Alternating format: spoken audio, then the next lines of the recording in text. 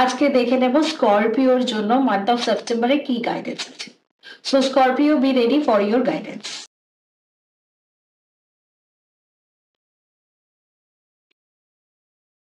Wow, Scorpio, Scorpio টাকা নিজে পায়ে হেঁটে আসবে।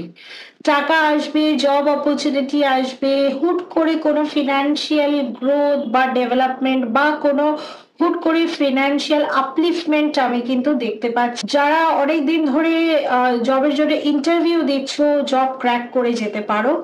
মোর ওভার ফ্যামিলি বিজনেসে যদি কারোর প্ল্যানিং থাকে বিজনেস স্টার্ট আপ করবে, ফ্যামিলি বিজনেসের মধ্যে ইনভলভ হতে পারো, সেটা তোমাকে financially security in the near future অবশ্যই দেবে।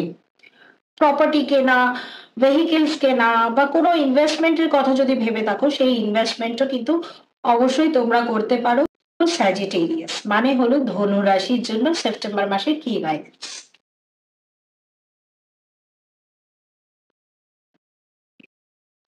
পেজ অফ সর্টস, ধনু রাশি, page of sorts. Page of sorts এর মানে আমি এটাই বলবো, এগিয়ে যাও, পেছনে ফিরে তাকিও না। তোমরা এগিয়ে তো যাও, কিন্তু একটা টাইমে গিয়ে ইমোশনাল হয়ে পাস্টটাকে ছেড়ে বেরাতে পারছো না। ঘুরে ঘুরে এটাই ভাবছো এগিয়ে যাব, কিন্তু বা এই জব চেঞ্জ করাটা কি ঠিক হচ্ছে, বা কোথাও ট্রাভেল করাটা কি ঠিক হচ্ছে, একটা সেলফ ডাউট কিন্তু তোমাদের মধ্যে আমি প্রচন্ড ভাবে এই মাসে দেখতে পাচ্ছি। সেলফ ডাউট রেখো না, be confident enough and move forward. Page of swords এটাই বলছে যে কিছু নিউ আইডিয়াস তোমাদের মধ্যে আসতে পারে কিছু স্টার্ট আপের জন্য। আহ, হতে পারে যে তোমরা যে ধরনের লাইফস্টাইলটা লিড করছো সেটাই তোমরা স্যাটিসফাইড না, আরো নতুন কিছু শিখতে চাইতে পারো। new ways of upliftment your job, new ways of working, new ways of communicating কিন্তু তোমাদের লাইফে অনেক চেঞ্জেস আনতে পারে। But page of swords unfortunately it's a delay card. হতে পারে অনেক দিন ধরে প্ল্যানিংই করছো, এক্সিকিউট করছো না। যতক্ষণ না এক্সিকিউট করবে ততক্ষণ কিন্তু জিনিসগুলো তোমার মনের মতন করে হবে না, সাকসেসফুলি কিন্তু হবে না। সো ডিলে হতে পারে, দ্যাট ডাজেন্ট মিন যে কাজটা তোমার হবে না, কাজটা হবে। তার জন্য এক্সিকিউশনের দরকার। পেছনে কি হচ্ছে, অতীতে কি করেছো, অতীতে কে তোমার সঙ্গে কি করেছে, এইগুলো ভাববার এখন সময় নয়।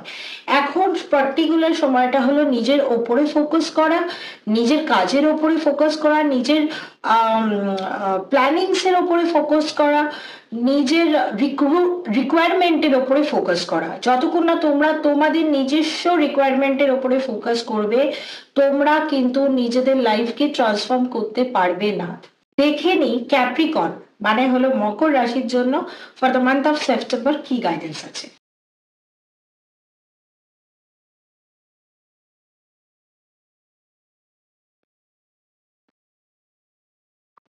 মকর রাশি এগেন ফাইভ অফ সর্টস। দুমদাম ডিসিশন নেবেন না, দুমদাম কাউকে ট্রাস্ট করে কোনো কিছু দিয়ে দেবেন না, বলে ফেলবেন না।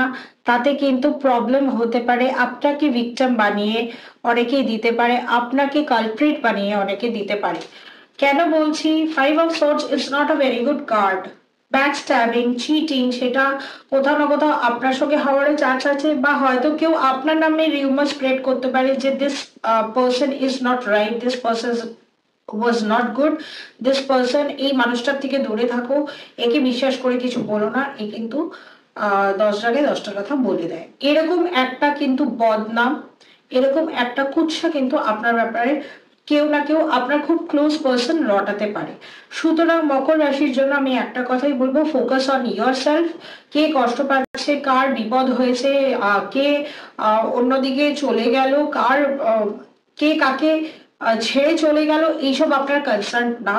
অন্য লোকের দায় নিজে নিতে যাবেন না, অন্য লোকের দায় নিতে গেলেই সমস্যার মধ্যে আপনি পড়বেন। Financially be very aware. যদি কাউকে টাকা পয়সা দিয়ে থাকেন চেষ্টা করুন ফেরত নিয়ে নেয়ার, যদি কেউ চায় দেবেন না। ছোট ছোট ডোনেশন আপনি আপনার নিজের ভালো লাগার জায়গায় করতে পারেন, যেরকম টেম্পলস বা স্ট্রিট ডগস কে খাওয়ালেন, বা কোনো প্যাটস মানে পাখি টাকিকে খেতে দিলেন, এই জিনিসগুলো করতে থাকুন। মকর রাশি হলো কোথাও না কোথাও কর্মের রাশি, আমি এটা পার্সোনালি মনে করি মকর রাশি কর্মের রাশি, যেমন কর্ম করবেন ফল পাবেন। সব থেকে বড় কথা, যতই মাথা গরম হয়ে যাক না কেন, কাউকে কোনো বাজে কথা বলবেন না থ্রু আউট দিস মান্থ, তাহলে কিন্তু ওটা বুমেরাং হতে পারে। মকর রাশির জন্য আমি এটাই সাজেস্ট করব। জানি কিছু কিছু সিচুয়েশনে মাথা ঠান্ডা রাখা খুব টাফ হয়ে যায়, কিন্তু অন্যায় দেখলে আপনারা সহ্য করতে পারেন না, কিন্তু তাও বলবো কিছু ক্ষেত্রে না সহ্য করাটা দরকার, সেটাও আমাদের পার্ট অফ আ জবের মধ্যে পড়ে। তো just focus on yourself, be in be the way you R.